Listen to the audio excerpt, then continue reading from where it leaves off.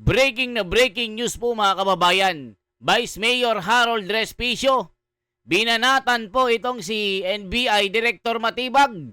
Bakit mga kababayan? Dahil nga po dito sa mga pahayag daw niya na tila paglaban po sa gobyerno. Ito pong sabi, NBI sugpinas Isabela Vice Mayor Harold Respicio over alleged sedition online post. Ano kaya ang masasabi ni Vice Mayor Harold Respicio? Naku po mga kababayan, binanatan din itong si Matibag. Ano bang sinabi ng Matibag mga kababayan? Ito po, bago ko ipakita itong resback ni Harold Respicio. Naku mga kababayan ko, talagang binira ng binira itong si Matibag. Panoorin po natin. Ito po, kay Matibag muna.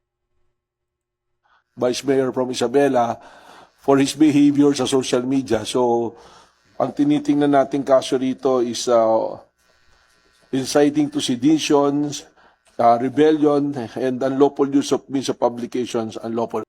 Ayan mga kababayan, sedition, unlawful use of means of publication.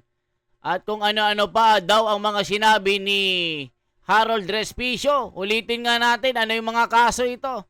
Nako po. Attorney Harold Respicio, Vice Mayor from Isabela, for his behavior sa social media. So, ang tinitingnan nating kaso rito is inciting to sedition. Ayan, inciting to seditions, mga kababayan. Rebellion, and unlawful Rebellion. use of means of publications, unlawful utterances. So ang nag-issue ng complaint affidavit, ang nag-execute is no other than Aboy Paraiso, and of course with the support ng ating USEC Precious Hipolito, no? So yun lang. Nag-file sila sa amin, we will do the investigation and case build that, and eventually we'll file it to the Department of Justice for proper disposition. Ito yung sa isang event na sinabi niya, Attorney Respicio, sabi niya, baka mautak itong mga ito, baka ituloy pa. Ayan, mga kababayan. Talaga nilang hindi patakbuhin si VP Sara, posible, di ba? Sumagot yung audience, malamang. Attorney Respicio, pero posible bang patayin? Posible, oo. Tapos sabi ni Attorney Respicio, ito ang tanong na seryoso. Kapag hindi na gumagana ang foundational principle ng ating constitution na demokrasya, ano ang sagot?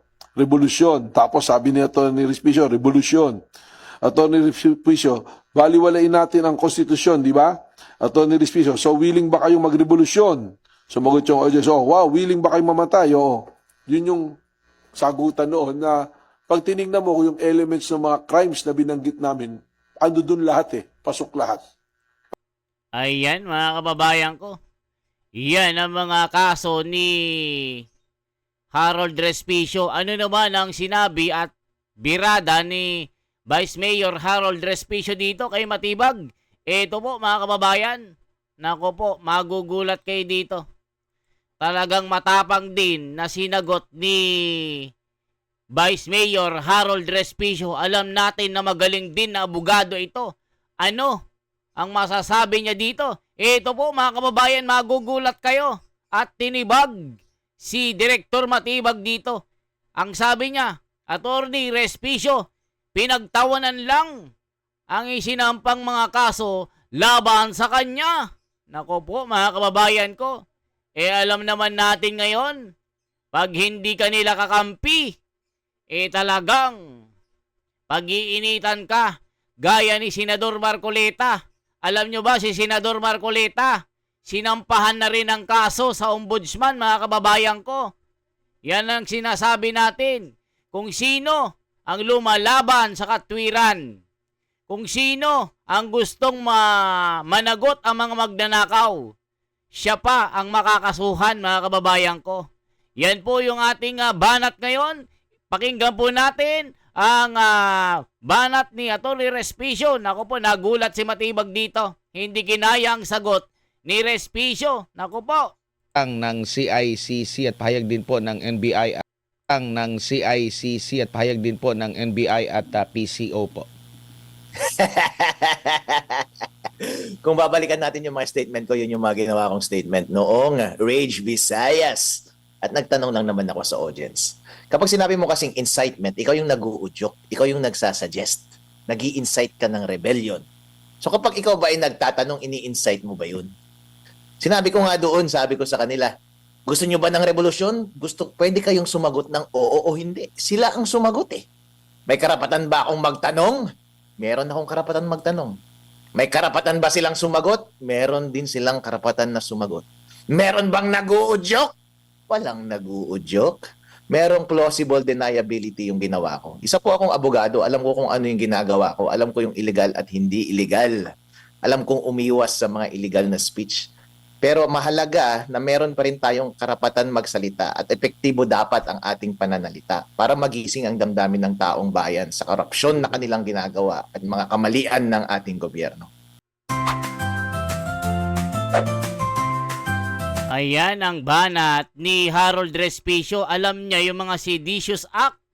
Kaya alam niya hindi mali ang kanyang mga binanat dito. Naku po mga kababayan, kita niyo naman dito. Kay Marcoleta pa lang mga kababayan, ano bang ginawa nila ng mga Hestas Barabas?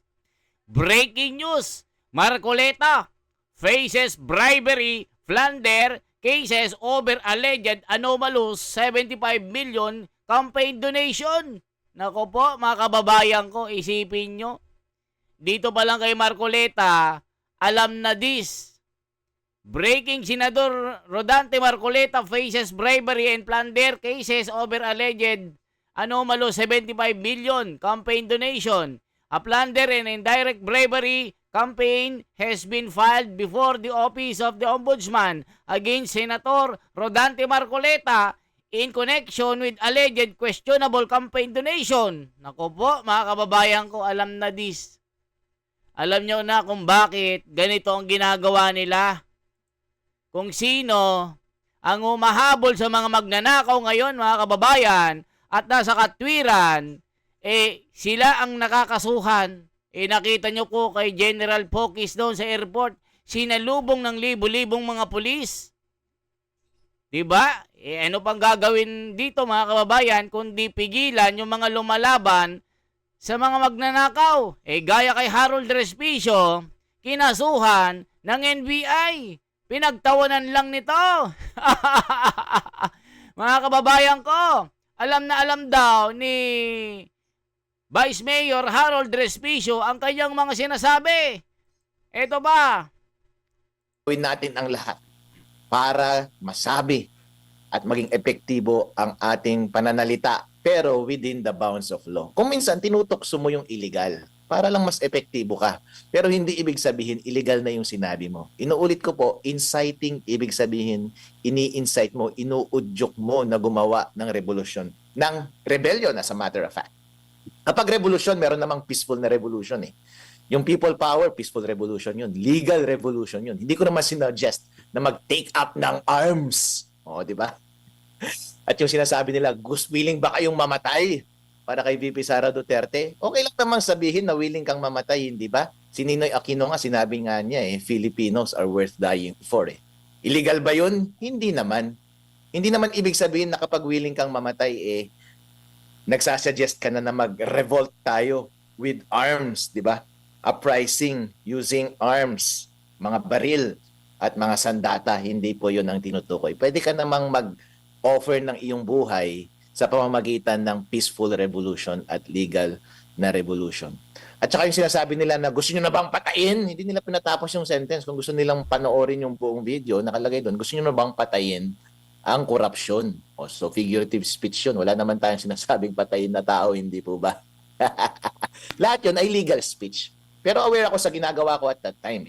Ayan mga kababayan, pakinggan po natin, mukhang naputol itong sinasabi ni Matibag. Ito po, tignan nyo ha, ituloy natin ha.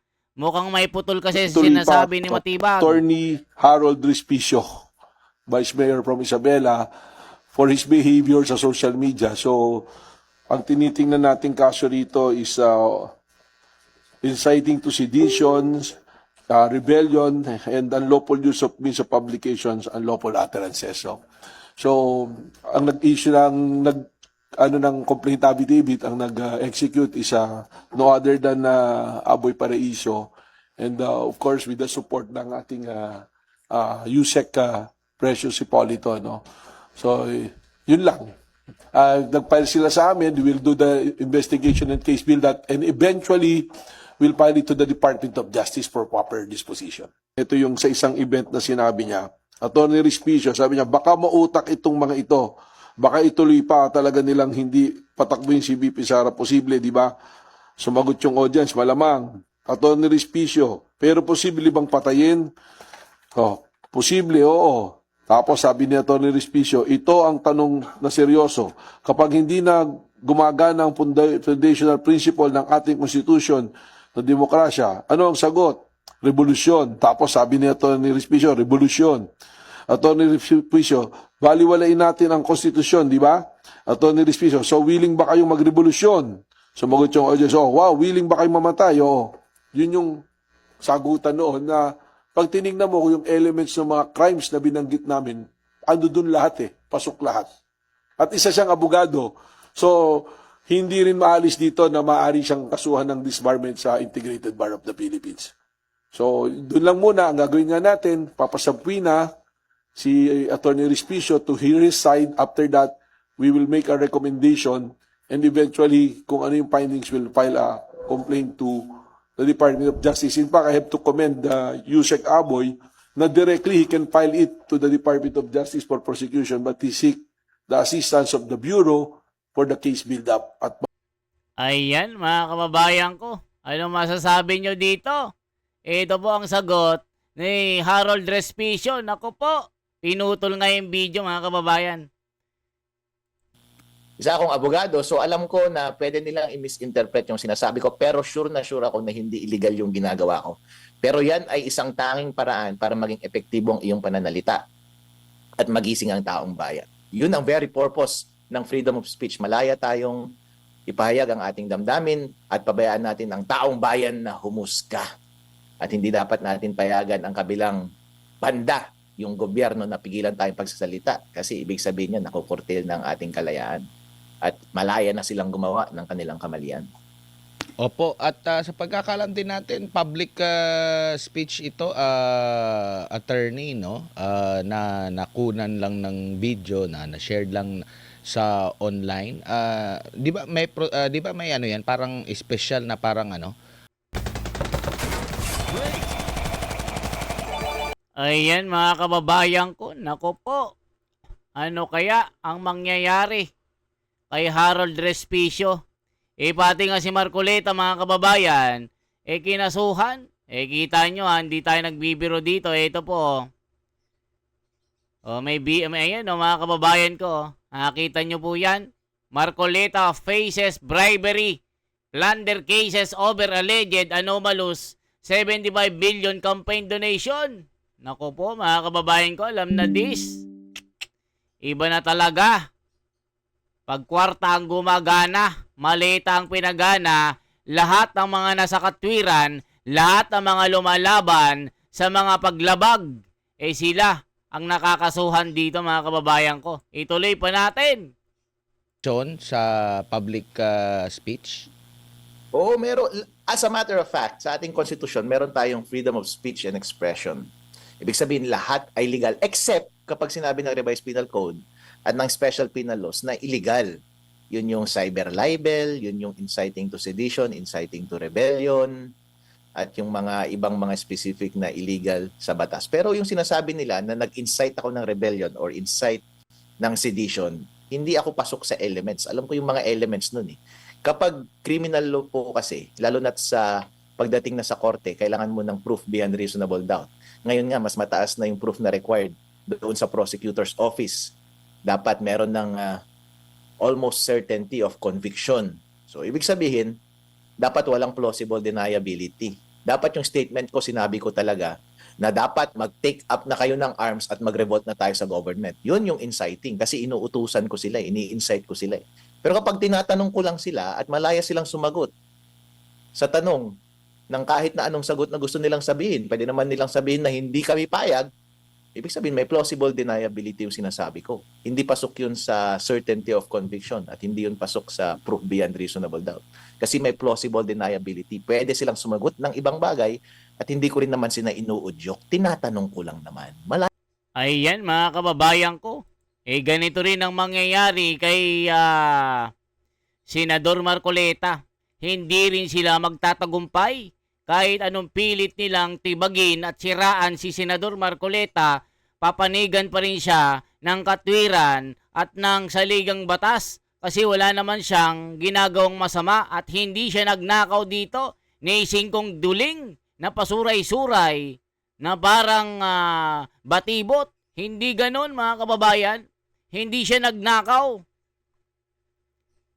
Yan din ang sinabi ni Senador Marcoleta. So dito kay Attorney Harold Respicio, Vice Mayor ng Reyna Mercedes Isabela, kinakasuhan na rin siya ng NBI ngayon, mga kababayan ko.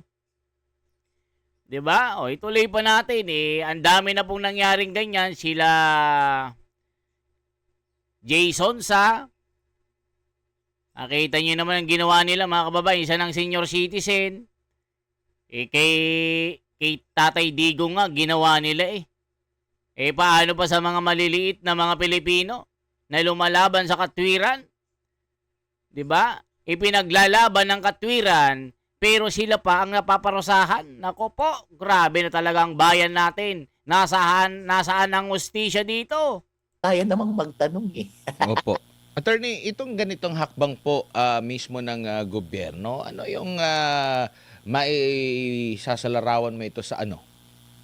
Parang martial law ito Kapag mga kababayan, kapag kayo po ay hindi nalilinawan kung tama o mali ang ginagawa ng ating gobyerno, bantayan nyo lang sila. Kapag naobserbahan nyo na pinipigilan na nila yung freedom of speech, ibig sabihin mali na sila. Dahil ang freedom of speech lamang ang nagre-regulate ng mga maling gawain ng gobyerno at ang bala na yan ay nasa kamay ng taong bayan. Once tinanggal mo yung freedom of speech mula sa taong bayan, ibig sabihin hindi na natin mababantayan ang gobyerno at patuloy na nila tayong patatahimikin sa pamamagitan ng pagkaso na katulad na ito. Ang susunod niyan, papatayin na tayo. Ang susunod niyan, malaya na silang gawin ang lahat para hindi na tayo mabuhay ng maayos dito sa ating bansa. Baka tuluyan nang magkaroon ng kanilang ikinatatakot. Takot na kasi si BBM Kasi last time nung nagkaroon ng Senate standoff kay Bato at NBI, biglang lumabas si BBM. Ninervyos yun kasi maraming nanawagan. Doon maraming explicit na nanawagan ng revolusyon doon. Armed struggle nga ata yung pinanawagan nila pero hindi kinasuhan tong mga taong ito So kinakabahan na siya na baka totoo nga na magkaroon na ng revolusyon, yung hindi tamang revolusyon. Kaya ngayon pinupuntirya na nila yung mga pananalita. That tends to incite rebellion. Pero yung pinaparusahan ng batas, hindi yung tending to incite. Ang pinaparusahan ng batas ay inciting to sedition, hindi yung tending to incite sedition. So Opo. yun. Attorney, buti pa yung ang sabi ng mga observer dito, mga netizen, yung sa inyo napakabilis, nag-press con pa, pero doon sa CPP and PNDF makakaliwa na sa mahabang panahon marami ng mga hate speech sa gobyerno, wala tayong nakikita sa mga panahong ganito, attorney. So ibig sabihin lang yan, pinupuntirya nila yung mga effective na critic nila ngayon. In fairness naman sa mga CPP NPA at saka yung mga ibang nagsasalita at nag-i-incite talaga ng sedition, hindi kasi sila effective hindi sila viral sa social media at hindi sila na-interview sa SMNI ni Admar at saka ni MJ. Ayan mga kababayan ko, pinagtawanan lang ni Attorney Respicio itong pasabog ni Matibag. Kay natibag si Matibag dito mga kababayan. Ano sabi naman ng mga kababayan natin na sumisigaw ng katarungan? Iboboto ko ito kung tatakbo ng senador. Ito yung mga magaganda, abogado. Abogado di Campanilla, hindi mga bulagaan gaya nila Tito Soto at Ping Lacson na kung ano-ano mga sinasabi na wala sa katwiran. Iboboto ko to pag tumakbo bilang senador. Ang daming mga sinasabi dito mga kababayan. Nasa likod mo kami, mabuhay ka attorney. Galing mo talaga attorney, isa kang tunay na Pilipino. Very good explanation. Pag takot ka na, ang dali mapikon. Nako po, sabi ni Carly Taps, Atty. Kasuhan mo din si Matibag at ipadisbar mo din. Nakita nyo naman mga kababayan yung nangyari sa Senado, stand-off dyan, na pinasok ng mga Hestas Barabas. Walang nangyari mga kababayan. Pinagmukha pa nilang masama ang Senado. At ang dami ring sinasabi ni Ping Lacson na sinasabi niya, ang Senado daw ay wala ng credibility. Nasira daw ang imahe nito. Mga kababayan, nakita niyo naman mas maganda na daw ang imahe ng Kongreso, mga Hestas Barabas. Kita niyo mga kulay, mga kababayan, magkakakulay. Sasabihin ba naman mas maganda na daw ang imahe ng Kongreso, mga Hestas Barabas? Sinong niloloko nyo? Nakakatawa kayo. Imagine being able to build an app with Di ba mga kababayan, sa ngayon nakakita, puro buhaya ang nasa Kongreso ngayon. Mga Hestas Barabas, sa mga buhaya ng mga maleta. Saan ka nakakita ng ganyan, Ping Lacson? Mag-resign ka na nga lang? Yan ang sinasabi ng mga tao. Yung mga post ko ng mga ganon, nagba-viral eh. Yung nasa edit nyo kanina, 14K lang yung likes eh. Pero yung main speech ko, nag-viral yun eh. I think tens of thousands or more than hundreds of thousands yung engagements nun. And maybe beyond millions yun. So effective talaga. Ibig sabihin, yung saturation nun lahat, bawat Pilipino na interested sa politics, na panood yun. At given yung mood ng engagements tsaka comments, ibig sabihin, nasa panig natin sila. Nasa panig ko sila. So natatakot talaga sila. Ibig sabihin, effective yung speech ko. Yun ang pinakatakutan ng gobyerno. Effective speech. At ipepaint nila yon as illegal speech para mapigilan akong magsalita. Pero huwag kayong mag-alala. Meron ulit Rage Mindanao bukas at gagawa ulit ako ng panibagong kaso na pwedeng ikaso sa akin ni Matibag. Attorney, bago lang si partner MJ, gaano po ka-delikado ba na ang isang gobyerno ay onion skinned, balat sibuyas? Ay lahat po ng repressive government na nangyari sa buong mundo, nag-ending yan sa kamatayan ng taong bayan. Dito na lamang sa example ng panahon ni Marcos Sr., maraming namatay dyan, hindi po ba? Maraming nakulong at maraming nagdusa at nasira ang buhay. Panoorin nyo na rin yung mga nangyayari sa ibang bansa kung saan rine-repress nila ang kanilang kalayaan na magsalita. Kung ganun po, wala nang makapagsusumbong. Kahit ano, pwede nang gawin ng gobyerno. Pumatay, ipakulong, parusahan ng hindi tama. Pero walang nagsusumbong, walang nag-i-inform sa tao. Ibig sabihin, gumagawa na ng kasamaan ng gobyerno with impunity. Hindi na sila mapanagot. Kaya ang tanging paraan lamang na mapanagot ang ating gobyerno is through the freedom of speech. It should be inviolable. Opo. Attorney, good evening. Si MJ po ito. Sir, meron pong kaso aside po sa inyo. Pinakakasuhan rin po ng plunder si Senator Rodante Marcoleta. Parang dama yata sa kaso si Congressman Mike Tevez. Ito yung mga notable personalities na parehas po ninyo nag-ahayag po ng dissenting voice kaugnay po sa mga nangyayari ngayon sa pamahalaan. Ano kayang mensaheng ipinapadala nito, attorney, sa masang Pilipino? Oo nga, sabay-sabay na eh. Yung mga kinaso namin noon sa NBI, at marami rin tayong kaso as a matter of fact na sinasampa natin sa NBI, sa korte, pero yung mga yun hindi maandar, ano? Hindi po kayo nagtataka. Pero kapag sila ang nagkaso laban sa ating panig, ay ang bilis, may press conference pa at sabay-sabay, isang bagsakan, ang daming inaaresto. Ang ibig sabihin lamang po nito, ang motibasyon sa likod ng mga kasong ito ay hindi legitimately para mapanagot sa specific act na dinedescribe ng kaso, kundi i-stymie at i-curtail at i-undermine yung lakas ng oposisyon laban sa gobyerno natin ngayon. Alam naman natin na kami, sila Senator Marcoleta, sila Leon de Viste, sila Kiko Barsaga, sila Mike Defensor at lahat ng ating mga kampi ay malakas po sa social media at yun na po yung media na kinokonsume ng taong bayan ngayon at mababasa natin sa social media na ang sentimiento ng publiko ay nasa ating panig, syempre tayo po ang kanilang patatahimikin. Kaya sabay-sabay nila tayong kinasuhan. Kaya lahat po kami, lahat ng nabanggit kong pangalan na yun, may kaso. May kaso po kaming lahat. Pero lahat ng kalaban namin na aming kinasuhan, yung kaso ko noon, yung pinakaunang kaso, pinakaunang issue pa, na kung saan ako nakilala sa COMELEC, may kinaso rin kami sa NBI noon, hanggang ngayon hindi pa rin gumagalaw. May kinaso rin kami sa Supreme Court, hanggang ngayon hindi pa rin gumagalaw. Pero lahat Ayan, mga kababayan ko. Anong masasabi nyo dito? Talagang lahat ng mga kritiko ngayon ng gobyerno, lahat ng mga personalidad, Marcoleta, General Pokis, Jay Sonsa, Harold Respicio, Mike Defensor, at iba pa, mga kababayan, ay talagang pinapatahimik. Ito na sinasabi natin, mga kababayan. Tila martial law ang nangyayari, the silent martial law, na pag hindi nila kakampi, talagang kakasuhan nila. Kaya si Marcoleta hindi po nakaligtas. Inasuhan na ng plunder. Ano masasabi nyo? Harold Respicio, ganun din. Tinibag lang ni Matibag or tinibag si Matibag dito.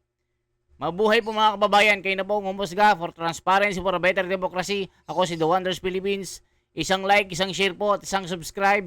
Mabuhay po mga kababayan.